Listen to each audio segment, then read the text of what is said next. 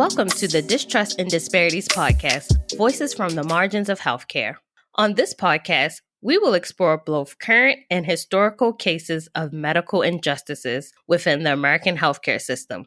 We will get into how we can overcome this systemic mistreatment, advocate for ourselves, and close the gap on poor health outcomes and disparities. I'm your host, Jasmine Moore, a registered nurse, and I am joined by my co-host and good friend, Camille White. No more hesitation, fully funded relocation. The mayor, members of the city council, and the new administrator for the Environmental Protection Agency on the federal level have all acknowledged that what happened at Gordon Plaza is an environmental injustice and racism. In episode 16, we discussed Gordon Plaza, a New Orleans housing development specifically built for Black first-time homebuyers.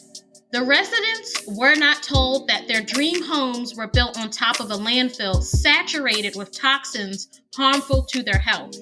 And we highlight the Residents of Gordon Plaza, a community organization fighting against environmental racism and working with the New Orleans People's Assembly to demand a fully funded relocation to move off of the toxic soil where their homes were built. Thanks for joining us again. Welcome back to the podcast. So this week is kind of like a bonus episode because typically with the bi-weekly schedule, we put out 2 episodes a month. But this month, you get 3. So last Friday, April 22nd, was World Earth Day.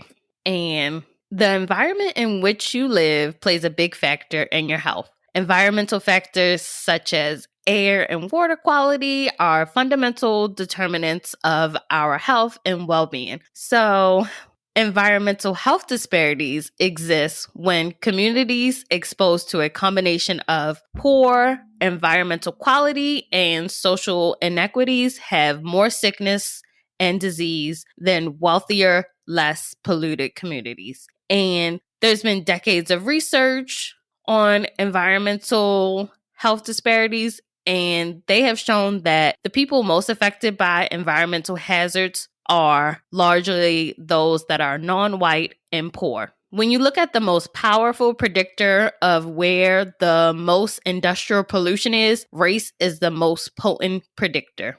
And also, additional studies suggest that Black Americans have lacked political power to block polluting facilities from moving into their neighborhood. And when I was researching a case to discuss for World Earth Day, just the common theme you see is they specifically chose this specific land, this neighborhood, because the people were poor, they were Black, they were minorities. And like I just stated, they didn't have the political power to fight back against these harmful industrial complexes moving into their neighborhood, or what was being done to their neighborhood, having like a landfill built in their neighborhood, or, toxins being dumped, or say like a highway or specific polluting agent being placed in a neighborhood.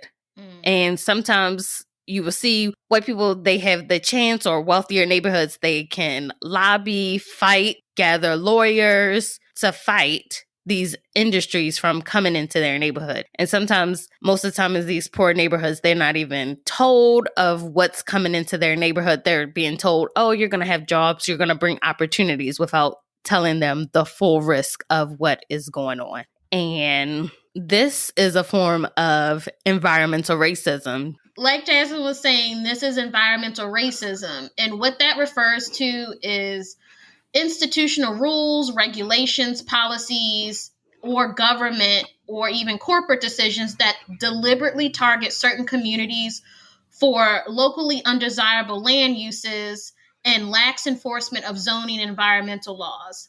And what ends up happening is that those communities are being disproportionately exposed to toxic and hazardous waste based upon their race. Also, in our story this week, we'll be touching on environmental justice, which of course is working against environmental racism. And environmental justice promotes environmental, economic, and social justice by recognizing the direct link between economic, environmental, and health issues and demanding a safe, clean community and workplace environment for everyone. Because Yes. these, government entities, corporations, they are deliberately choosing who they want to inflict these toxic, hazardous things upon. Exactly. They're not. It's not like a coincidence that Black people, people of color, are the ones being affected most by situations like this. And I was reading an article when they try to spread out where they're going to put certain environmental hazards or things. If they look at certain neighborhoods, they get pushback. So the city is directing them to other areas, mostly minority, and as the research is showing, Black environments where they'll get less pushback. So it, like you said, this is specifically environmental racism, and it's happening on multiple levels that's allowing this to happen. So that's why there's this movement for environmental justice. And most of the time when you think of World Earth Day or just Earth Day in general, they're talking about recycling, walking, biking to work. But there's some systemic factors that need to be brought up. Attention has need to be brought into that we are facing in our own communities that we can do. We're not the ones that are causing the large pollution of the environment. A lot of times it's these large companies and it's our governments that are allowing them to do things and ignoring humans that are harmed in the process.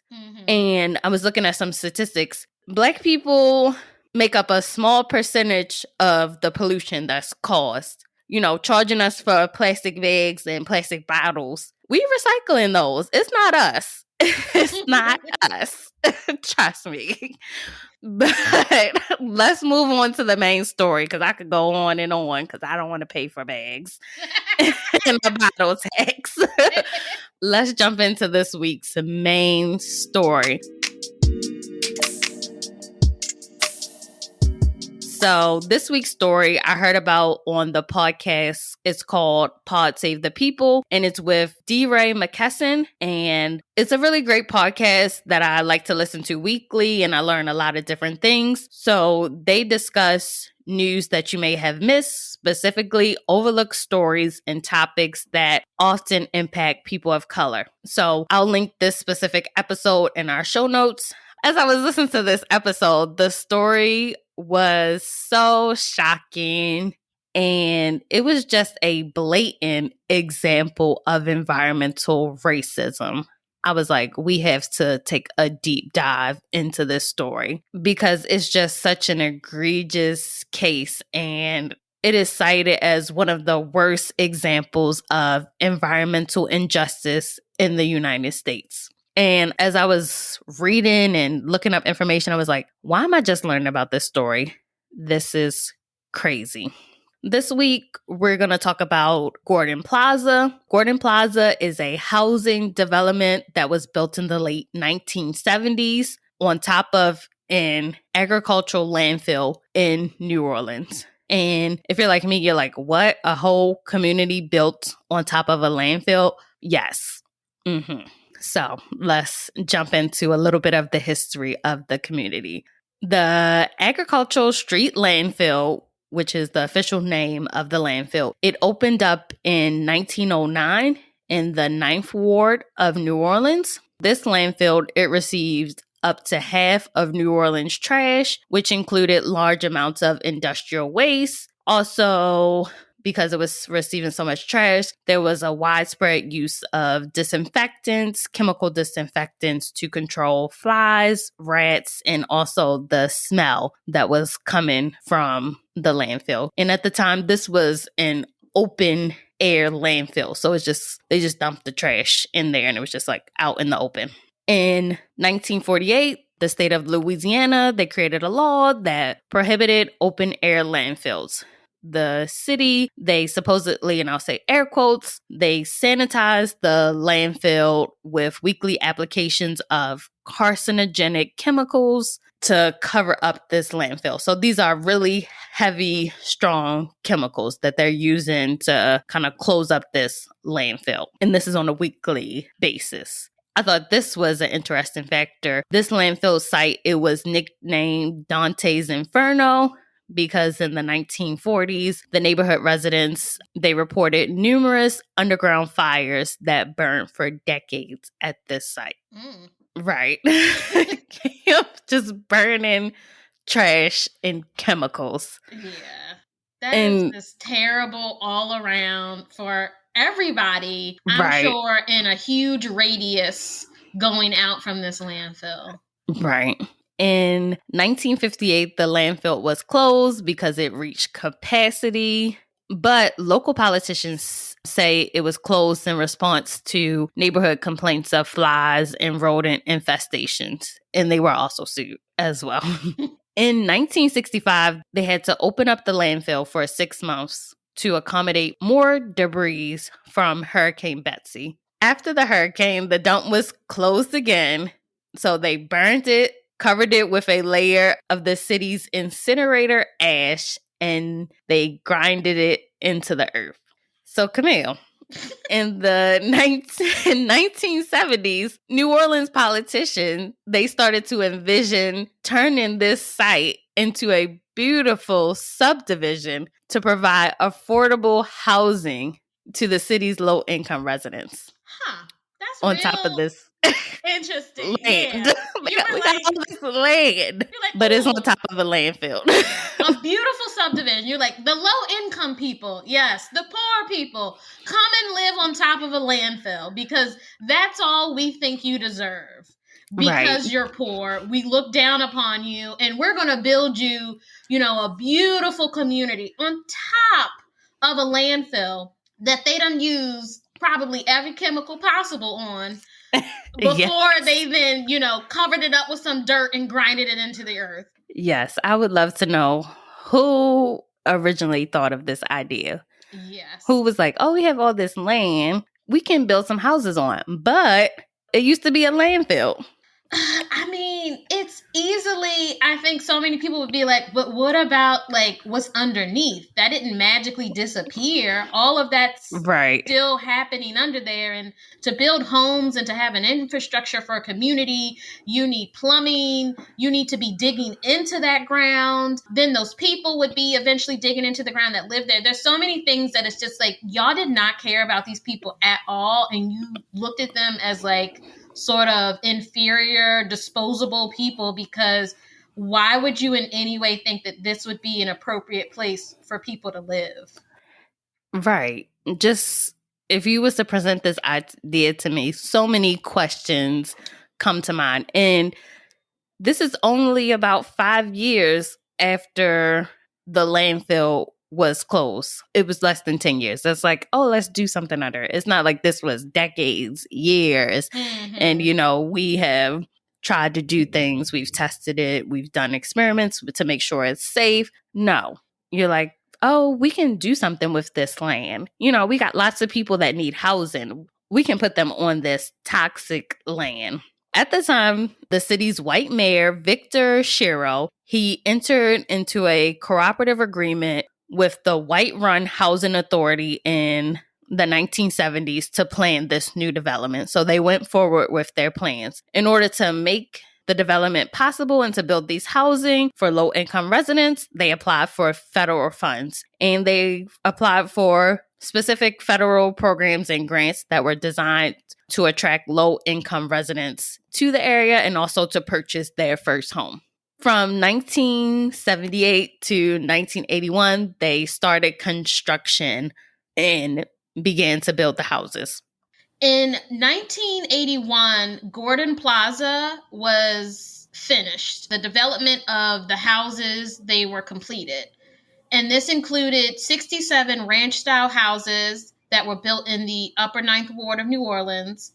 And additionally, they were also going to build an apartment complex and a senior citizen facility, along with a shopping complex. So this was considered a beacon for Black people who dreamed of owning a home. And it's really important to note that Black people have been excluded from the best neighborhoods by racist housing covenants, redlining, and legal racist separation. But this middle class housing was built especially for them. So not only are you looking to attract, low income people, you're then also looking to attract Black people. So again, this is why this whole situation is clearly the city of New Orleans and all those involved in building this community. You're targeting Black people. Mm-hmm. You're targeting them to come and live on a landfill because you don't think they deserve anything better than this. Mm-hmm. And at the time, after the Gordon Plaza community was built, the city had its first Black mayor, Ernest Nathan, aka Dutch Morial, and he knew that the housing development was built on top of a landfill. But despite knowing this, city officials encouraged Black and mostly first-time home buyers to move in without mentioning that key detail. Which is really interesting I think a lot of people, had they been informed of where they were moving and what was beneath these homes, they would have had questions and they probably would have, changed their mind, unless you're going to give them a report of something telling them, oh no, everything's been done to, some sort of code or law and it's safe for you and your families. And what's even more interesting is that Ernest, the mayor, he even encouraged some of his staff members to buy homes in Gordon Plaza. Shame. And I can bet in New Orleans, the sentiment, we have our first Black mayor. He's looking out for us. Mm-hmm. He's recognizing that the struggle of getting good housing in good neighborhoods, he's promoting this new area. We're moving on up. Yeah. New Orleans, the city of New Orleans is, I believe, majority Black. We're starting to get some of the things that we're pushing for, that we're asking for. But you're still lying to people, keeping them in the dark. Mm-hmm. You knew that it was built on top of a landfill. You could have blew the whistle like, hey, what's going on? You could have stopped this. Like, hey, was this safe? What was done? Mm-hmm. I understand we have this land, but is it safe for people to move in? Let's let them know. Let's see how people feel. Like, hey, we got these new houses that's built on top of trash, toxic trash. Do you want to come? Do you want to come and see what people going to say? Mm-hmm. Because I'm sure the resounding answer would have been a hell no. What else you got? I do not want to put my hard-earned money into a home that who knows what could happen. Yes. Just crazy that they kept moving forward with it. Kept moving forward with this. Yeah. So eventually you have homeowners and renters. They move into the neighborhood. And this was, including many hardworking New Orleans residents. Many of them were working multiple jobs. And they were hoping that, with Gordon Plaza and a purchase of a home there, they would be achieving their American dream of home ownership. Many wanted to also leave a financial legacy for their children. Because again, home ownership is truly a way that you can establish generational wealth. Mm-hmm. And one Gordon Plaza resident named Jesse Perkins, who ended up moving to Gordon Plaza in 1988, is quoted as saying, "My mother had never, ever had a home that she actually could call her own. So that was everything. I worked so hard, so long, so many hours, day and night, strenuous work, sacrificing and saving my dollars." And that's what's even more upsetting, that you targeted these people, these hardworking people who were dreaming of home ownership and finally be able to say, like, I've achieved this great accomplishment, all to just slap them in the face with this nonsense and just, it's literally toxic trash. Mm-hmm. And once homeowners moved into the neighborhood, you do what you do as a homeowner. You get adjusted, you get acquainted, you start planting trees and growing gardens in your backyard and making it your own. And thousands of people flocked to the new area. But unfortunately, soon after moving in, residents watched their dreams disappear as toxic sludge and hazardous materials started surfacing in their yards, which I can only imagine is just like so scary, because now that you own this home, like this is now your responsibility, and you start seeing things falling apart literally beneath your feet. You're just watching all those dreams evaporate when it's just like, okay, what is going on? What is actually happening? Yeah. People reported as they're planting these trees, they're digging up, cans that have X's on it, or things are just popping up from the soil. They're seeing like vapor fumes just come up from the soil, and they're like, what is going on? This is not normal. And in 1983, like we said, the community was still growing. They wanted to build an elementary school. So in 1983, they tested the soil that they were going to build the elementary school on. And they found potentially hazardous materials in the soil. So state environmentalists, they recommended further testing of the air and soil in the whole community of Gordon Plaza.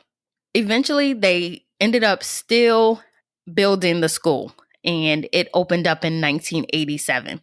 But before even building the school, federal, state, and independent toxicology studies, they found high levels of lead, arsenic, mercury, coronium, toxins, polynuclear aromatic hydrocarbons, a whole bunch of toxins, over 140 toxic substances, including 49 known carcinogenic toxins in the soil and water of the Gordon Plaza community. Additionally, harmful amounts of pesticide chemicals were being used in the area in really large amounts in order to protect residents from harmful insects and rodents. Once they were getting the results that were showing that the soil was toxic and poisonous for humans to be living on, growing trees, eating the fruit from those trees, environmentalists and health consultants, they warned the residents of the possible effects of living on land that was basically saturated with poison. Some of the effects included neurological disorders, memory loss, stomach ailments, cancer, heart problems, reduced lung function, and also developmental problems in children, along with a whole host of conditions. Eventually, a number of health risks they started developing amongst the residents of Gordon Plaza. Children attending the Morton Elementary School in Gordon Plaza, they began showing signs of lead poisoning. And like we said, they knew the soil was toxic when they started to plan to build for the school, but they still built the school for children. They didn't care. They did not care about these children. And they did not care because they were Black and they didn't have that much money. So it was like, oh, what? Like, because you tested it. This was after you had already given the go-ahead and you built homes. You then were like, oh, let's build a school. Ugh, the soil ain't looking too good. Oh, well, let's just still build it.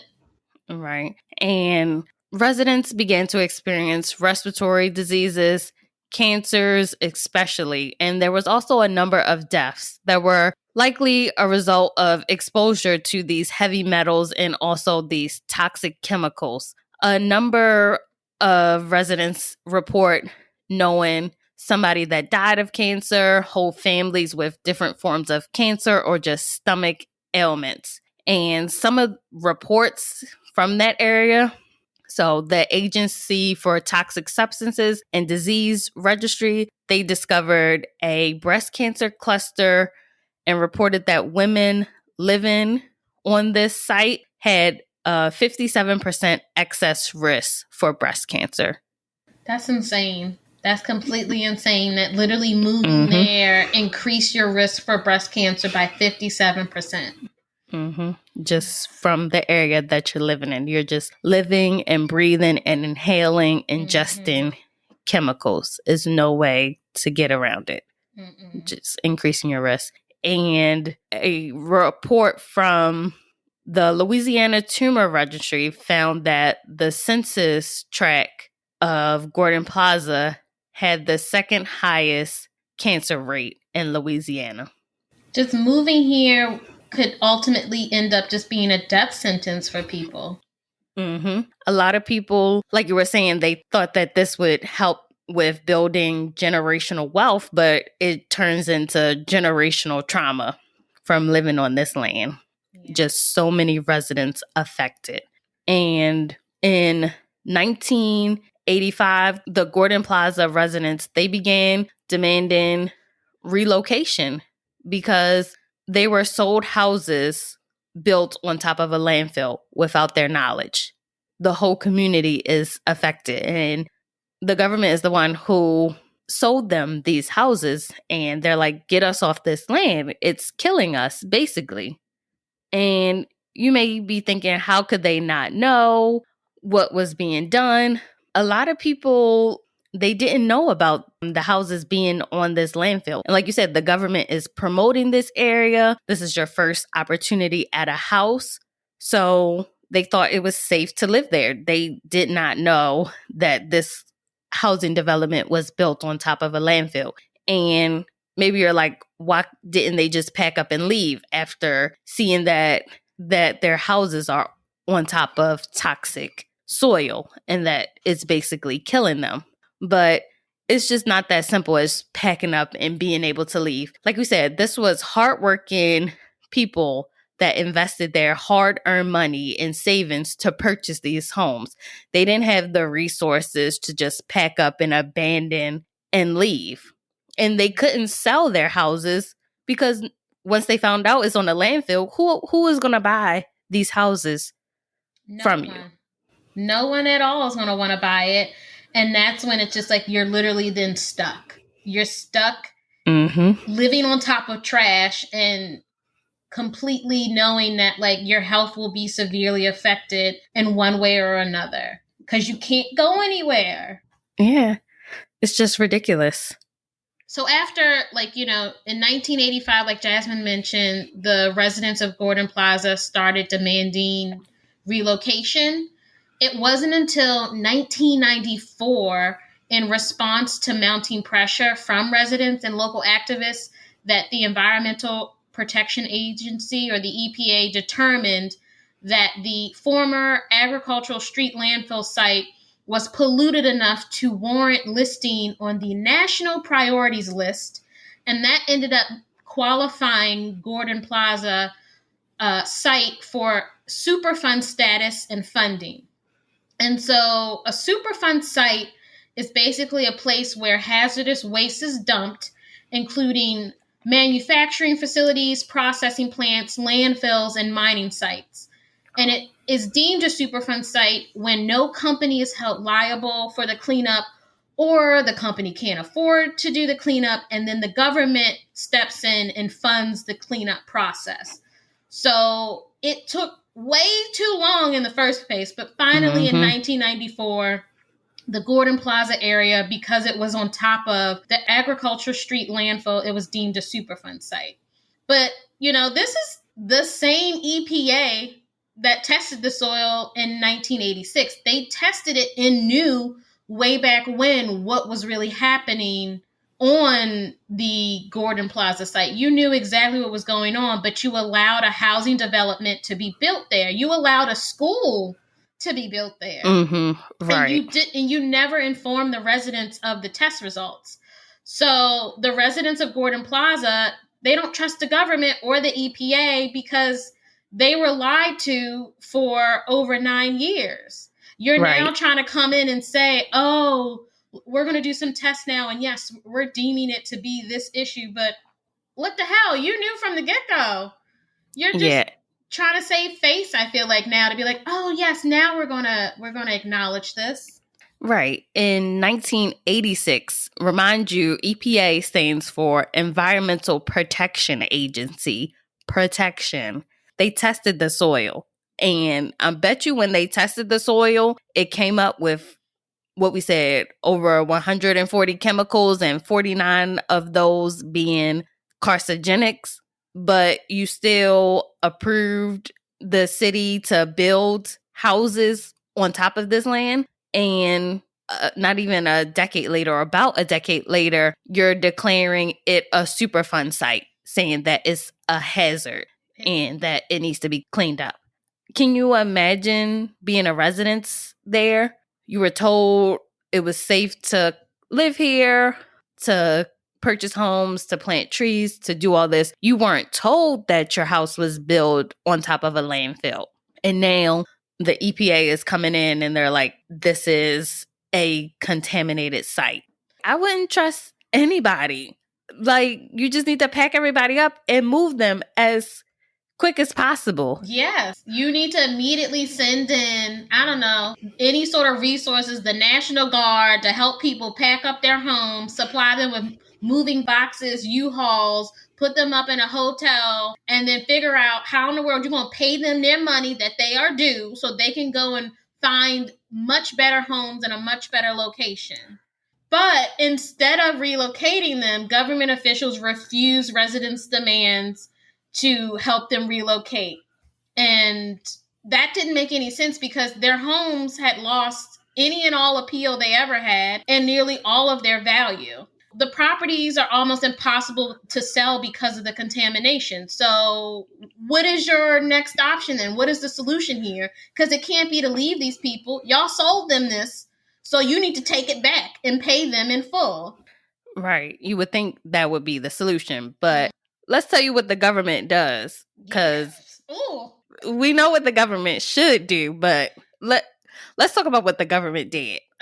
In addition to retesting the soil and reconfirming that it's toxic, clearly. For the umpteenth time, it's toxic. It's toxic. So between 1997 and 2001, the EPA, they began partial remediation.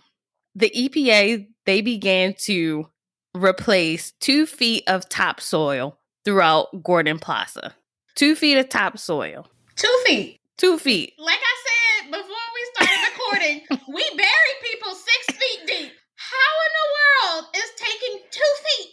2 feet of soil up and going, we're going to put some new soil right on top when we took that off. We're going to make things better. Magically, everyone's like, what? 2 Cancer feet. is going to go away and their house is going to be worth money again? 2 feet. We just going to replace 2 feet. I read this and was like, are you serious? So they're only replacing 2 feet of topsoil, but they only clean up approximately 10% of the entire Gordon Plaza facility. So they only clean up exposed soil. So they leave out things such as under people's homes, sidewalks, road, and any other developed surface. So they're only replacing 10% of the soil in undeveloped areas. People aren't living in the undeveloped areas. It's no way to, you're just kind of like, say you drop your whole food on the floor, like a cake on the floor, you pick it up and you just scrape the top off. And you're not even scraping all the top off. I don't even have an analogy for this. The cake analogy works because imagine you drop a cake on the ground and the ground is filthy, like absolutely filthy. And you pick it up and you scrape off like a good chunk of the icing, but not the majority of it, just what you can visibly see. But then you go, we're going to slap some new icing on top, ignoring that underneath that is like hair and dust and skin cells and whatever else was on this filthy floor in terms of bacteria that we could not see. And then you went, here, now eat this cake. It's perfectly fine. You'll be good to go. Like you couldn't. Who came up with this idea? One, who signed off on this idea? Two, and why the hell did they think that this was acceptable? Because it's underneath the homes, it's underneath everything, and you only cleaned 10%. And you're not even cleaning. I don't even know why I'm calling it cleaning. It's not cleaning. You scraped up 2 feet of soil and put down some new soil. What is that going to do? Right. And to build off of this cake analogy, imagine it costs you $10 to buy a whole new cake. Mm-hmm. But instead of buying a whole new cake, you spend $50 dressing up this dirty cake. Is what you do. Make it make sense. You know, you can buy a whole new cake, or we can bedazzle this dirty cake. So, like we said, the majority of the residents, they wanted to be relocated. Mm-hmm. But rather than pay an estimated $12 million for relocating the residents, they spent $20 million for this partial soil swapping. That's what they did. Make it make sense. You right. spent $20 million for some new dirt is what you're telling me. Right. And on top of that, they told residents they can go about their normal lives as they're shifting around this dirt. As they're digging up 2 feet of soil and putting some new soil over top of how many other feet of toxic soil. The people that are doing the cleanup, they're walking around in hazmat suits, gas masks, and they're telling the resident, oh, it's fine. You can just go about your normal day. But y'all not out here with, a bandana around your face digging up dirt, but you tell the residents they can just breathe this. You're like, oh, y'all already inhaled it. Y'all used to this. Just go about your normal day. The residents is like, this is a slap in our face. It is. I don't understand how you would go and spend almost double the amount it would have to actually provide the fair and reasonable solution of relocating them, to then dig up dirt and slap new dirt on. And then on top of that, you're kicking up so much dust, so much more toxic stuff. You're kicking that up into the atmosphere. And you're telling these people, it's good. You just keep doing what you're doing. Don't mind us, while they're walking around in hazmat suits. You don't care about these people. You don't care about their health. You just see them as disposable. I don't think you even see them as human beings, because why would you do this to them? It's just crazy. It's just egregious. Like, how did they think this was okay? You can't care about people. You can't. You have no respect for human life at this point. In 2004, the homeowners, cancer patients, children, students, and teachers of the elementary school, as well as administrators, they joined a class action lawsuit against the developers of the property and the city. City officials, they tried to deny being aware of the contamination and that the site was built on top of a landfill. But during the proceedings, city workers testified that the soil was tested before it was built. Yeah, did y'all think that would magically disappear the proof of the multiple tests that y'all did over the many years that this stuff was happening? You just went about it deny, because you don't want to take responsibility. Right. And they knew they tested the soil and that the soil was toxic, and they required the developers, before they came in to build that land, they told them to add 2 feet of topsoil before constructing. I don't know if it was 2 feet, but they told them, throw some fresh dirt on top of the landfill before you build the houses. Y'all knew it was bad, but y'all were like, let's throw some fresh dirt on it. And so here's where that first keep it moving. Dirt idea came from. That's what they did originally. And then they were like, ooh, maybe something happened to that dirt we added in the 70s. So then y'all came around in the 90s, early 2000s, was like, ooh, let's just add some more fresh dirt, because that's going to solve the problem. So you literally already knew that was a terrible idea, but you still went through with it anyway.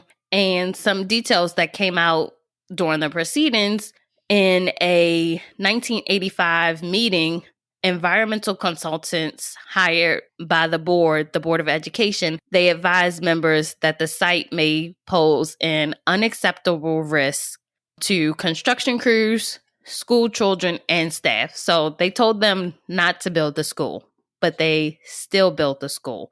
They recommended, because I guess they were still pushing, we need to build a school. They recommended digging up 3 feet of soil at the site and replacing it with at least 2 feet of fresh topsoil, and also installing a 6 to 12-inch clay barrier to separate the topsoil and the contaminated soil. So putting this extra barrier to basically keep the fresh dirt from mixing with the toxic dirt and basically becoming toxic dirt. So they told him, hey, you still want to build a school? It's not a good idea. We don't recommend it. It's not good for anybody. But as they were constructing the school, they did away with the clay barrier to cut costs. Oh. They were like, forget it. It's too expensive.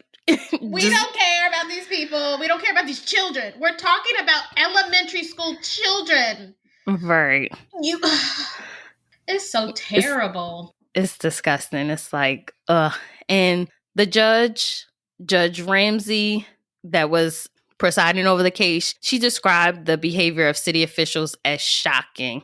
And especially when it came to the school boards, it's particularly offensive because children are involved. And she also pointed out that the residents, some of whom are the most underrepresented in our society, they put their trust in the city and they lied to them and put them in danger. And there was so much evidence that they knew that they should not build a community on top of this landfill. They knew it was hazardous. 2 months after the trial began, the judge, she ruled in favor of the plaintiffs. She awarded $90 million in damages, and approximately each person was to receive up to $50,000 for mental stress. Based off this settlement, residents would reportedly get approximately $140,000, and students, teachers, and administrators would get up to $40,000. That's a big settlement that they won, but it still doesn't reverse the health damages and consequences of living on toxic soil. You've now inflicted on these people lifelong chronic illnesses, if they even survive those. So literally no amount of money, especially in America where you have to pay for health insurance to then even have the opportunity to go and receive treatment, and then whatever the health insurance company doesn't pay, you're paying out of pocket. It would just have to be a limitless amount of money to make sure that these people are properly taken care of. That it's no amount of money would help save them and reverse, their cancer or their respiratory problems. And you would be excited you won this case, but like you said, it doesn't reverse the damages. But it's like, hey, at least I will get money to move my family off this land, and that future generations won't have to live on this land. I can go somewhere else. But this court hearing, it was just the beginning. You would think after being intentionally lied to and poisoned that the residents, they win this case, they would get justice. But it was only the beginning. City officials, they spent so much time appealing the decision, fighting the residents, and going back and forth to appeal this decision so that they don't have to pay. To make matters worse, in 2005, New Orleans was hit by Hurricane Katrina. So Gordon Plaza was completely flooded, and I told you how they replaced the topsoil and all that. That was washed away. Some of the residents, they left. They were forced to relocate because they couldn't return to their home. So the city, they tore down the apartment complex as well as the senior center, but still homes remained. Most of the homeowners, they still hadn't received any money from the city. So they hoped that their disaster insurance would basically end everything. They were like, okay, we haven't got our money from the city, but our homes are damaged beyond repair. Hopefully we can get some money from insurers and finally be done with this nightmare. But the insurers, they would not buy the homes or give them any money because they were on contaminated ground. They can't win. They literally can't win. And it just makes no sense where it's just like, okay, you have insurance. Because then to turn around and go, nah, we can't accept that. We can't help you. You were paying into a premium, but we can't help you because your house is on top of a landfill. So you got to go seek money elsewhere. Just ridiculous. And a lot of the residents, they couldn't receive federal funds for the aid, like from FEMA for reconstruction, because they were like, your house is built on a land that's considered Superfund. So we're not going to pay to rebuild these houses because they technically shouldn't have been built here before. We're not going to pay to have these houses built up again. And then we're also not going to give you money to relocate. Residents are still in these communities. Some of them could not leave. They had nowhere else to go. And each mayor that came into office from 2005 up until now expressed sympathy for the community. Like, we hear your struggles. We're going to do something. We're going to do something. And then the city's lawyers, they're still fighting the residents in court, and they're still refusing to pay them the damages, refusing to relocate them. The most current article that I read came out in April this month. Look at me. Came out this month, April 2022. So a judge, they reaffirmed the 2006 court decision, but they agreed with the appellate court's decision to lower the damages. So they awarded $75 million. They decreased it from $90 million to $75 million to a class of 5,000 plaintiffs. But the lawyers, they said they doubt the plaintiffs will ever receive any of this money. There's an obscure Louisiana law shields municipalities from being forced to pay damages.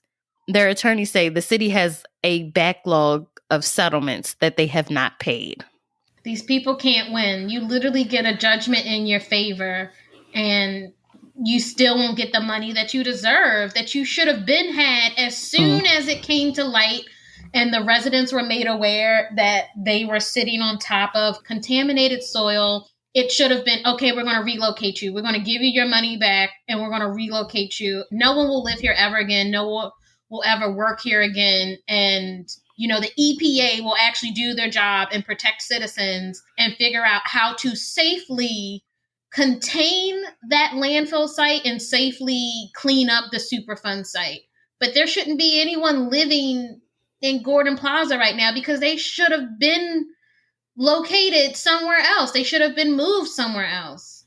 It's crazy. And each new mayor, including the mayor, it's a Black woman that's mayor in New Orleans. She said, we're going to do something. The community members, they were excited. And then the budget comes out and Gordon Plaza is not even on the budget, the city's budget. So what are you going to do? You just going to pray for them? Like, what are you doing? And then she said, then the community members, they began to go to the budget meetings and the hearings and ask questions like, what are you going to do? What are you going to do? And then the next thing that is proposed, okay, we're going to test the soil. Lord, if they do another test. What are you testing Can you for? imagine? Like, I just want to scream and I'm infuriated. So I can imagine living there, fighting for your community, demanding justice.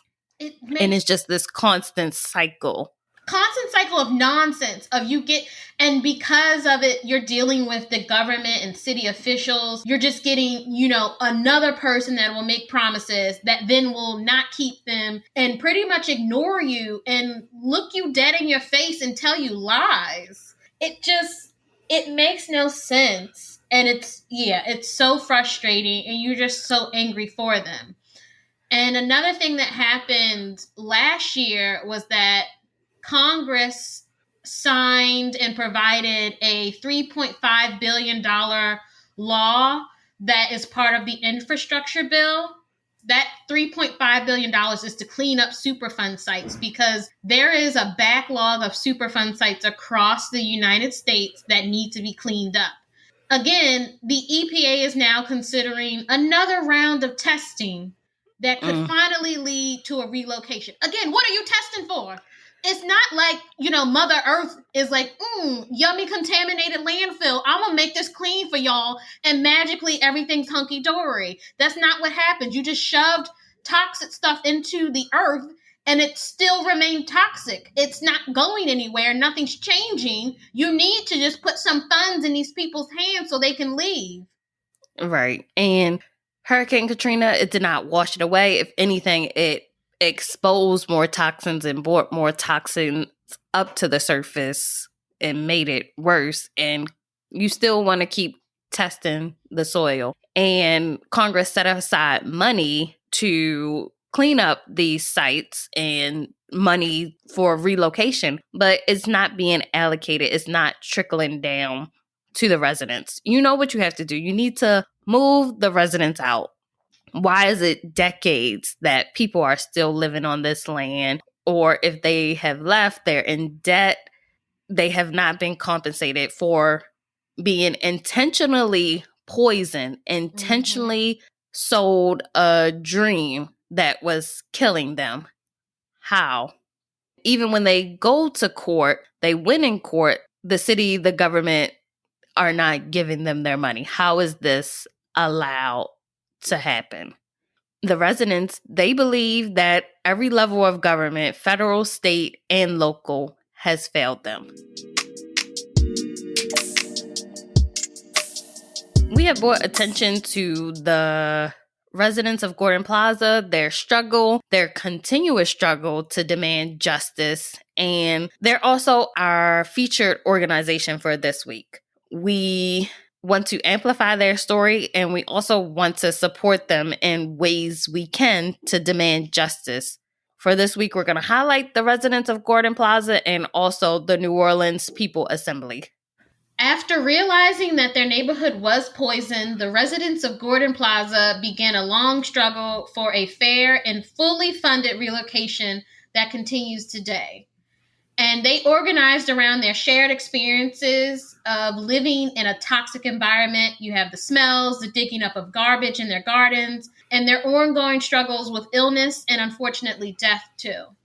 In 1994, the residents formed the Concerned Citizens of Agriculture Street Landfill and began to forge their own path to safety.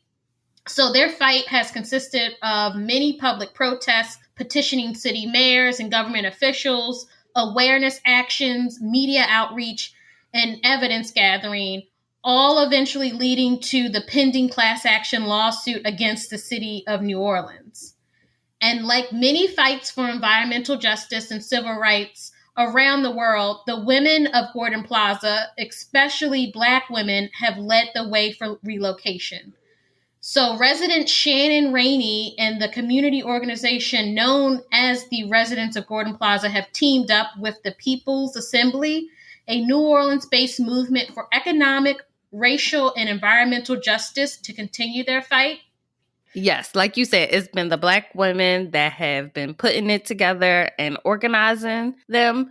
So we have told their story, and we also want to tell you ways that you can support the residents of Gordon Plaza and the New Orleans People Assembly. Visit their website, which is linked in our show notes. You can learn more about the history and their ongoing struggle to demand justice. They're asking that you sign and share the petition in order to support their demand. What they want is a fully funded relocation. This is what they're demanding from the government. So go share with everyone. Tell them to listen to this episode and to go sign that petition. We'll link all this information in the show notes, and it'll also be on our social media pages as well. Thanks for listening to this week's episode. Gordon Plaza is unfortunately one of many examples of environmental racism and why so many marginalized communities distrust the government. Hopefully, the residents of Gordon Plaza get their fully funded relocation as soon as possible. If you would like to suggest a topic we should discuss, share your own personal story, or shout out an organization or individual, please email us at distrustanddisparities@gmail.com. Don't forget to subscribe wherever you listen to podcasts. Please rate, review, and follow us on Instagram and Facebook at Distrust and Disparities and Twitter at DistrustPod.